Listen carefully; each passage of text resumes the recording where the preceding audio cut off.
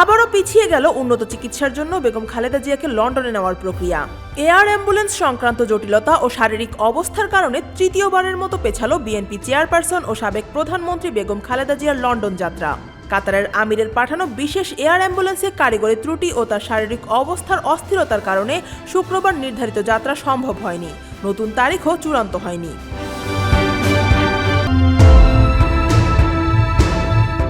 BNP মহাসচিব মির্জা ফখরুল ইসলাম আলমগীর জানান, বৃহস্পতিবার রাত থেকেই খালেদা জিয়ার শারীরিক অবস্থা ভালো নেই। একই সময় এয়ার অ্যাম্বুলেন্সে যান্ত্রিক সমস্যা ধরা পড়ায় সেটি শুক্রবার ঢাকায় পৌঁছাতে পারেনি। শারীরিক অবস্থা ফ্লাই করার মতো হলে মেডিকেল বোর্ড সিদ্ধান্ত দেবে। না, পিছিয়ে যেত। এখন আমরা ওই এয়ারক্রাফট তো আপনার খারাপের কারণে আমরা ওটা পাচ্ছি না। আমরা এখন নতুন এয়ারক্রাফট ওরা জোগাড় করছে, ওরাই কাতারি। সেটা কথা আছে আগামীকাল আসবে, 6 তারিখে এসে 7 তারিখে ফ্লাই করবে। কিন্তু ম্যাডামের শরীর ভালো না, তো এই জন্য ম্যাডামের আবার আজকে একটা প্রসিজার হবে। পরে ডক্টররা ডিসাইড করবেন যে আপনার ম্যাডাম ফিট কিনা টু ফ্লাই। বিএনপির মিডিয়া সেলের তথ্য অনুযায়ী প্রথম বিমানটির ত্রুটি ধরা পড়ার পর কাতারের পক্ষ থেকে নতুন একটি জার্মান নির্মিত এয়ার অ্যাম্বুলেন্স পাঠানোর প্রস্তুতি চলছে। সেটি 9 ডিসেম্বর ঢাকায় পৌঁছাতে পারে এবং সব ঠিক থাকলে 10 ডিসেম্বর খালেদা জিয়াকে নিয়ে লন্ডন যাত্রা করা হবে। তবে সময়সূচি এখনও পরিবর্তনযোগ্য।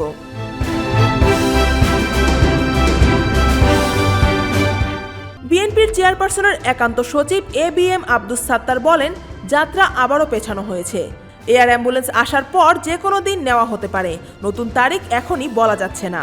এদিকে খালেদা জিয়ার পুত্রবধূ জোবাইদা রহমান লন্ডন থেকে এসে ইতিমধ্যেই এভারকেয়ার হাসপাতালে তাকে দেখে গেছেন। তিনি ধানমন্ডিতে মায়ের বাসায় অবস্থান করছেন এবং খালেদা জিয়ার সঙ্গে লন্ডন ফিরবেন বলেও জানা গেছে।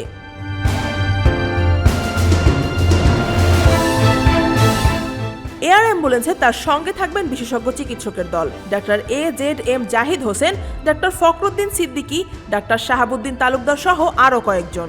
সঙ্গে থাকবেন পরিবারের সদস্য ও সহকারী কর্মীরাও। নিরাপত্তায় যুক্ত থাকবেন SSF এর 2 জন সদস্য।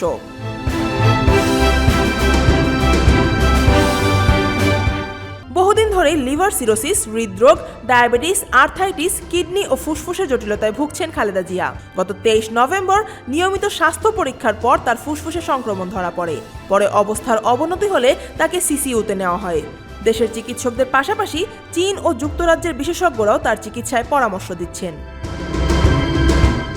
আফিয়া আক্তার, ঢাকা ওয়াচ।